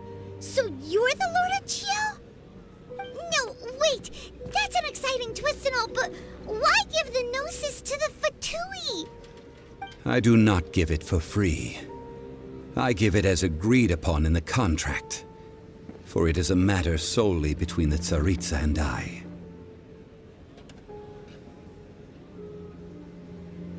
Yeah, you don't think you went a little bit too far with that whole fake death thing? Everyone was preparing the ceremony for you, and splat! This big dragon falls out of the sky, and all of Liyue goes into an uproar. Talk about a disaster. Gathering all the forces that had been bubbling behind the scenes, and then stirring them together in a pot that was bound to boil over. That's what he wanted to see, am I right? Wait, what? Perhaps it's best that I explain. As you know, I've dwelt upon this world for more than 6,000 years. It is now 3,700 years ago that I founded Liyue together with the Adepti. Even boulders that can withstand whirlpools will erode with the passing of time. I kept convincing myself that cracks had not begun to form, and that the end of my time had not yet come. Until one drizzly day, as I was strolling along the harbor, I heard a merchant tell one of his workers, "You've finished your duties. Go ahead and call it a day." I stood motionless among the crowds, asking myself, have I already finished my duties? Oh, Zhongli. But as I began to consider relinquishing my divine role, I soon discovered that many reasons still remained to not hastily depart. Was Liyue, the city I had dwelt in for so long, already prepared to enter its next age? I decided that a test was needed in order to reveal the answer. So I feigned my own death, and gathered the cast of Childe, the Adepti, and the Liyue Qixing to play their roles together on the stage that was Liyue. That's right. Which is why I continued to safeguard the Gnosis until now. So you mean that if the chaos ever reached the point of no return, you would simply appear and use your divine powers to bring Liyue back under control? Of course, and it would have been all too easy for him too. Just as a child quickly matures after losing their parents, so has Liyue matured when faced with the death of its deity. In the end, the resolution to all that has transpired was even more satisfactory than I could have hoped for. Take the Adepti, for instance. Owing to their years of seclusion, they were the least informed. Yet when faced with a crisis, they commendably showed the greatest amount of restraint possible. Not only did they manage to cooperate with the Qixing, but in the end, they even made efforts to understand the hearts of the people. Credit is also due to Signora, the emissary dispatched by the Cryo-Archon to fulfill our contract. At my request, she kept everything she knew in strict confidence. This despite the eavesdropping ears of her colleague, Childe. This meant I could remain as Zhongli, even having the chance to fulfill the age-old traditions of Liyue in this mortal form. Thank you for joining me on this journey, Traveler. All of these things turned out as I had planned. There is only one thing that I had not anticipated, and that was the conduct of the Liyue Qixing. I had expected them to do no more than the Adepti, to come to the defense of Liyue. But when all was said and done, they seized the opportunity to supplant Liyue's divine protectors, and used the subsequent power vacuum left by my death to quickly gain complete control of Liyue. Huh? That doesn't sound good at all. On the contrary, I think it is excellent. I had always feared that it was too soon for them to take over from me. And it was also that which I longed for the most. As such, this is the best parting gift anyone could have given this god of old. Hey, what about me? Doesn't anyone feel the least bit of remorse for deceiving me? You've practically kept me in the dark! I think that thanks would be more appropriate. You certainly played no small part in all of this, wreaking havoc and turning the city upside down. The Lord of Geo ought to thank you for your performance, if anything. If you hadn't created the pressure of a battle between mortals, Adepti, and a god, the lump of coal resting in the hands of the Geo-Archon, Liyue, would never have been able to become a dazzling diamond of a city. Huh? Just whose side are you on, mocking me like that? Are you itching for a fight? Be that as it may, you've come out of this as the hero of Liyue. I, on the other hand, will be forever prescribed as a disturber of the peace, no? Well then, with the Gnosis in my possession, I have no use for such idle chatter. We should return to Zapoljarny Palace and seek an audience with Her Majesty, the Tsaritsa. Come, child. Fine. I'll meet you there later. I'm not sharing a boat with the likes of you. Do as you wish.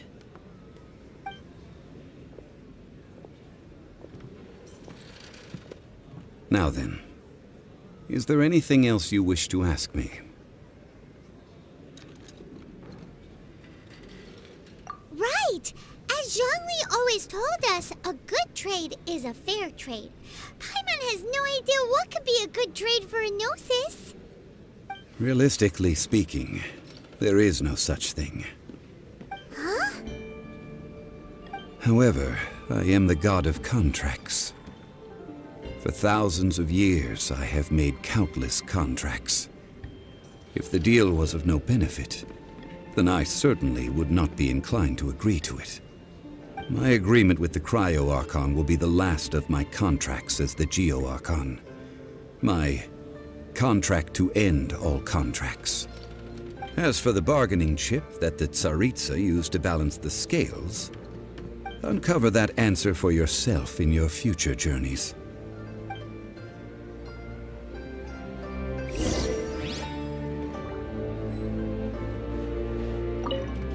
Paimon can't absorb so much information at once. So, Zhongli, what sort of contract did you sign with the Cryo-Archon? Paimon's so curious. One of the clauses of our contract was not to divulge any of its contents. Ugh, you're so petty.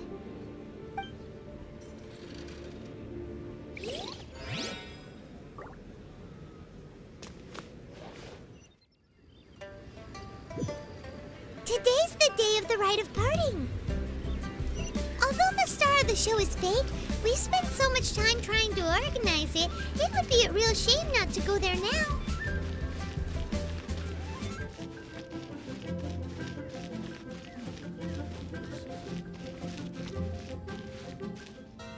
Oh, well, since we're going through with this rite of parting, I guess it means that those rumors hit the nail on the head. So Rex Lapis is really... But they didn't catch the culprit, did they? Oh, come on. Do you think that the assassin could have been a normal person? You know what I think. I don't think any of the gossip on the streets you hear from those shady types is worth anything. There's only one real possibility in my mind. I've heard that the assassin was that Fatui fellow. Youngish, pretty high in rank. I think they called him Childe.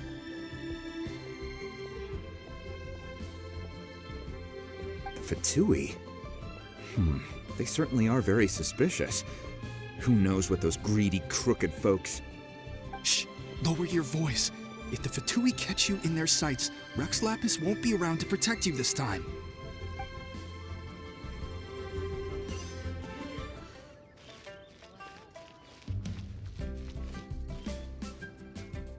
You know that god from the ocean couldn't have just shown up out of nowhere.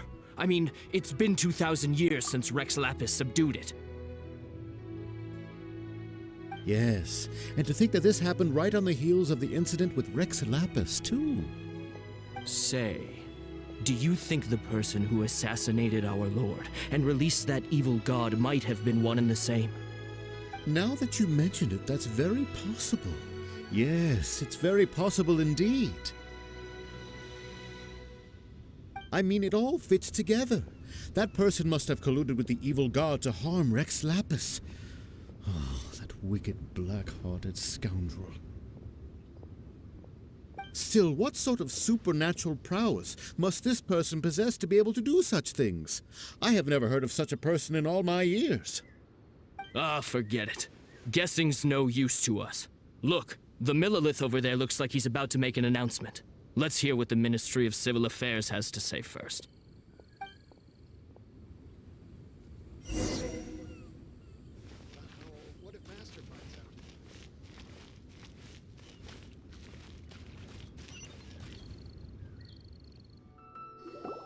Hear ye all! The Qixing's words. Though a dragon soars ageless as the mountains, it too must return to dust. This is common knowledge. Gods and Adepti live glorious lives, but both light and shadow have their season. So too must they face divinely appointed trials. Rumors and hearsay abound on the streets that Rex Lapis was murdered. Now, let the truth be revealed. Having been thwarted in his trial, Rex Lapis's soul has recouped the celestial heights. He beseeches the people of Liyue to grieve not and to let not their hearts be saddened. Nor are they to believe street-born rumors or indulge in baseless speculation.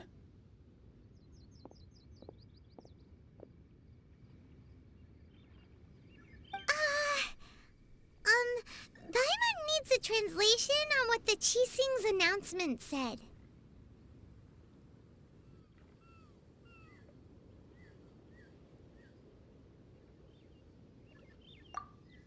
So that's how they're spinning it. Something feels off. Why would they suddenly give up looking for the murderer? Not to mention how this excuse sounds like something they just made up on the spot. Could the Qixing already have known that Rex Lapis wasn't dead? But Zhongli said that neither they nor the Adepti knew anything.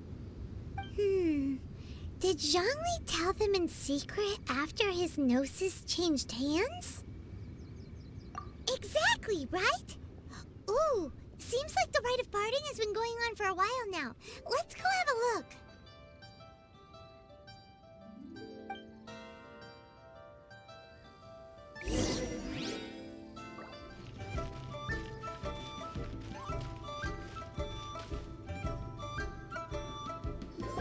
Look, it's Ningguang and Keqing. Are they saying something? Are their speeches over? As said previously, Rex Lapis's soul returning to the heavens is the end of the contract. And it is also the end of an era. 3,700 years of contracts burnt and reduced to ash. We, the people of Liyue, were indeed prosperous. But blinded by our prosperity, we forgot that time can be pitiless. The long, unending dream of our Archon walking among us. Now that we have awoken from our dream, we must learn to say farewell. Will you stand with us as we re-establish our contracts? As we build a new age of prosperity? So concludes the words of Her Eminence the Tianquan. Does Her Eminence the Yuheng have anything to add?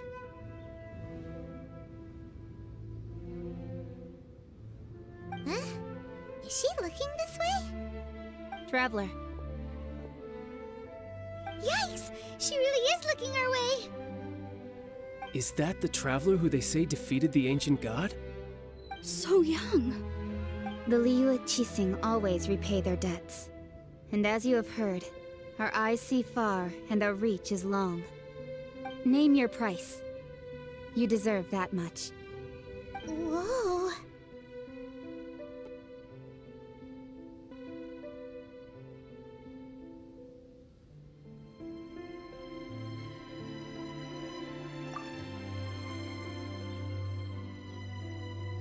Well, could you help me put up some missing person posters?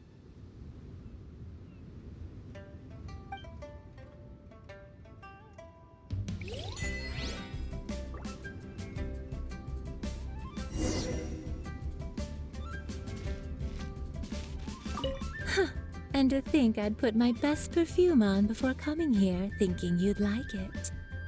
But it seems as if those perfumes really were meant to be offered to Rex Lapis. Well, that's fine. Suffer no rivals in love, they say. And that's 3 gone in 1 stroke.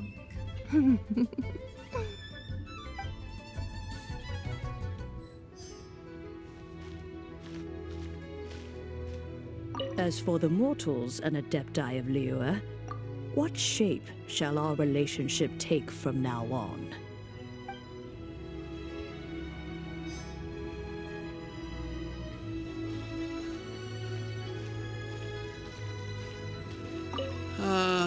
Rex Lapis, Rex Lapis. Now that I think about it, if everyone's of the same mind as me, perhaps mementos for Rex Lapis might be the best short-term business opportunity.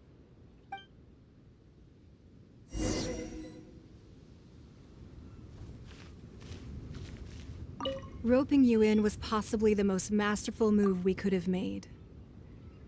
I believe that future generations will say so too when our deeds come up for their review. The cleanup of the premises, managing the crowds as they exit, making an account of the rite. There's much that remains to be done. I didn't miss anything, did I?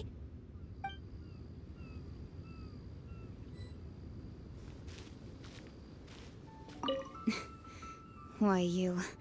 Were you just trying to look cool earlier, or are you really that selfless? If you were looking for someone, you could have just told me that in private.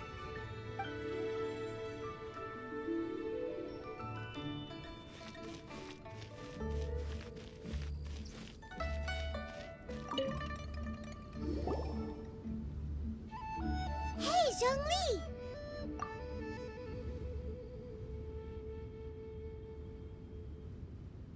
Look at this. Everyone in Liyue is caught up in their emotions, thinking that they'll never see Rex Lapis again. And here you are looking all relaxed. Why would I not feel more at ease after laying down the burden I have borne for 3,700 years? Right. If the two of you can spare the time, I should treat you to a meal at the Xinye kiosk. Ha! That sounds like big talk, Zhongli. Paimon might have believed you if you were treating us to some third-round knockout, but you'd have to pay out your nose just to stand inside Xinye kiosk. Are you sure you can afford it? You're right. I do like the Mora. As the Rex Lapis Morax, I can easily create Mora. But since I have chosen to walk this earth as the mortal Zhongli, I should abide by the same rules that mortals do. When I was journeying with you, though I still had the Gnosis in hand, I knew that I must soon retire from my role as an Archon, so I had to rehearse a little for my new life. Oh, no wonder! Paimon gets it now. You didn't look at the price tags when we were spending because you've never had to. But since you weren't used to not being able to just make more Mora as and when you wanted to, you had to try becoming a parasite to society who lives off of other people's credit. Well, we were only spending Fatui money. You don't have to say it like that. In the City of Commerce, we do not merely exchange money or goods. We also exchange knowledge, memories, and foresight, as well as positions, roles, and lives. The Archon Morax could never experience life as the true mortal Zhongli could, no matter how many times he descended to be with his people. I must thank you for that. I will treasure the memories that I made as Zhongli, traveling the streets of Liyue with you. That is true. But there is no journey that does not end. No meetings without partings. Paimon thinks that we should make a move and continue our search for the Seven. I fear that continuing your journey may be difficult. The nation that neighbors Liyue by sea, Inazuma, is presently closed. The Electro-Archon Ball. And just as the people of Liyue preferred to call me Rex Lapis, she too goes by another name among locals in Inazuma. Paimon thinks we've heard that one before. Raiden? That is the case.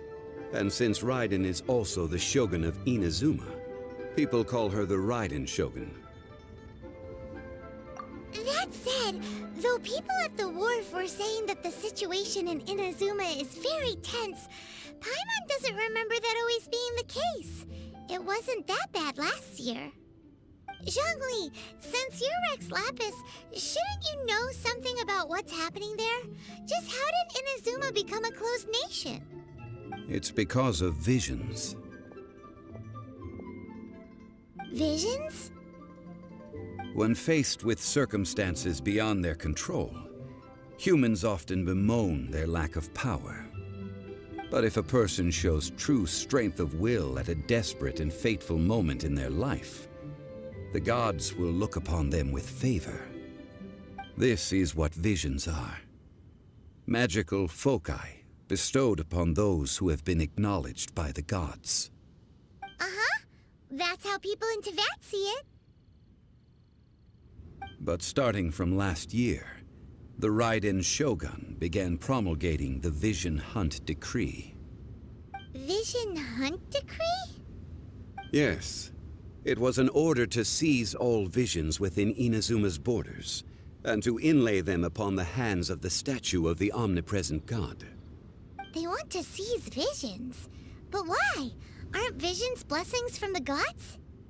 I should think that in the Raiden Shogun's eyes, it is precisely because they are divine blessings that they should be under the sole dominion of divinity. Whoa, that's harsh. The Animo Archon is the god of freedom, and the Geo Archon is the god of contracts. For her part, the Raiden Shogun is the god of eternity. It seems as though she has finally decided to eliminate any unstable elements that could pose a threat to her eternal realm. The fact that even I, the oldest of the seven, have now passed away, will only strengthen her resolve to pursue eternity. Knowing her, she must have again quoted that adage she is most fond of when proclaiming that decree to her people. 7 ideals for 7 gods, and of these, eternity is nearest unto the heavenly principles. All right then. Was there anything else you wish to know? Ah, that was a good one. Failing a divine trial. How they came up with that excuse, I will never know. That said, the reason why the Qixing were so eager to resolve the incident and stop pursuing the culprit was indeed because they received news in secret that Rex Lapis was not dead. I hinted as much to the Adepti as well. How did I accomplish that, you ask? Have you ever heard of this particularly convenient Adepti art known as gifting dreams and visions? All right then. Was there anything else you wish to know? Yeah, about that. Before the Qixing made their announcement, we listened to a lot of people talking on the way. Most of them put the blame for everything on Childe. These are indeed false accusations. But it remains undeniably true that Childe did send people to the Jade Chamber to prevent the Adepti and the Qixing from defeating the ancient god. I've heard that Ningguang is busy milking that for all it's worth on the foreign relations front at the moment, browbeating the envoys of the Fatui. Ha! Those poor Snezhnayan diplomats. If it were not for Childe's exalted position as a harbinger, I'm certain that they would have shifted all the blame to him and called for his dismissal by now. All right then. Was there anything else you wish to know?